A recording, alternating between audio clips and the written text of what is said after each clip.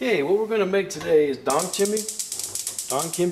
Anyway, it's the Korean radish, and we're going to take these things right here. That way you can see kind of what they look like after you've peeled them. Now what I have here is I have 4 cups of water, and I'm going to bring this up to a boil. And in here I have a 1/4 cup of glutinous rice flour, or sweet rice flour.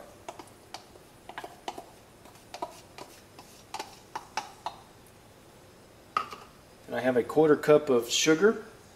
Let's go ahead and put that in. We're going to go ahead and mix this up.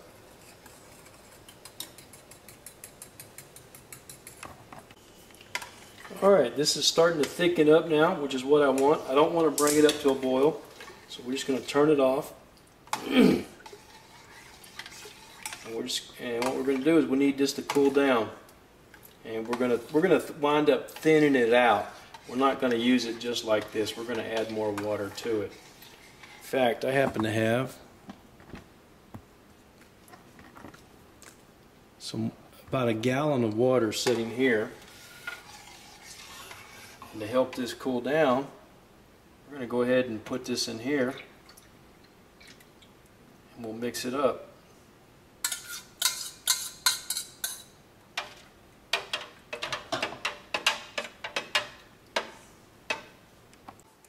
Okay, so now I have 4 of these moo about this size. These are, being springtime, I prefer to buy the smaller ones. In the fall, I'll buy the big ones.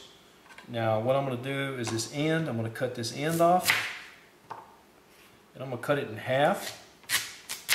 And I'm going to stand these up, cut these in half, cut them in half again, big pieces.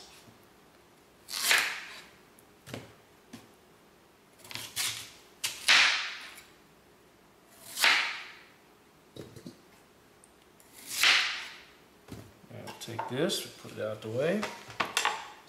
So anyway, I have nice big pieces, 4 moo already cut up. I got 3/4 of a cup of coarse salt. As you can see, that's really coarse.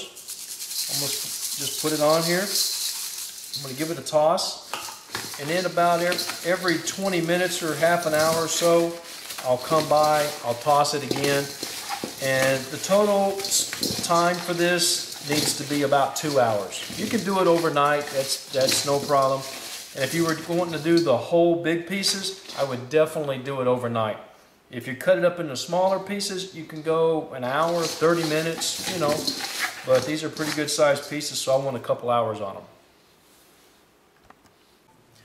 Okay, so it's been about 2 hours. I've been coming by once in a while and just kind of tossing these around. You see how much water this has developed? Now, I'm going to take the radish, and I'm just going to put them straight in here. I'm not going to rinse them off, but I'm not going to use the water. If you want this really salty, you could put the water in there, or some of it, but I'm not going to do that. And the radishes are salty enough for what I want.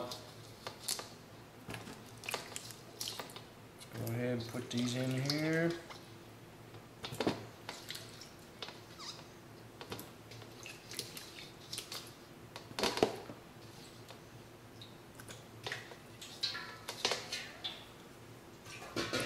Now, I'm going to take some garlic. Got a bunch of garlic in there. I'm going to take a couple of these Korean chili peppers. I've cut the tip and the end off just so it's easier for the fluid to get, or the water to get into them. I've got some ginger that I've sliced up. Throw that in there. I've got 2 bunches of green onion that I've cut up a little bit. Just kind of roughly chopped it. I'm going to put that in there. Now I've got 1 Asian pear. I see a lot of recipes that say to use the Korean pear. Those things are expensive and they taste really good. I would eat those and use the Asian pear. And then I got 2 apples. And what I have done is I have cored these. You don't have to core them. I just think it looks prettier. Now my water,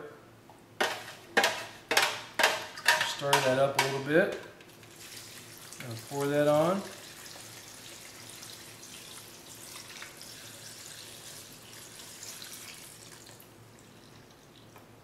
put just a little bit more water. I want to cover everything.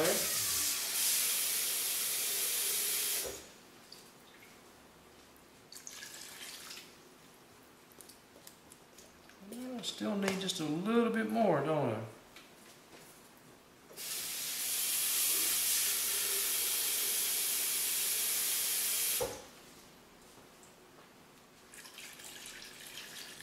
There we go. Now we're just going to leave this out at room temperature for a couple of days, and then after a couple of days we'll put it in the refrigerator.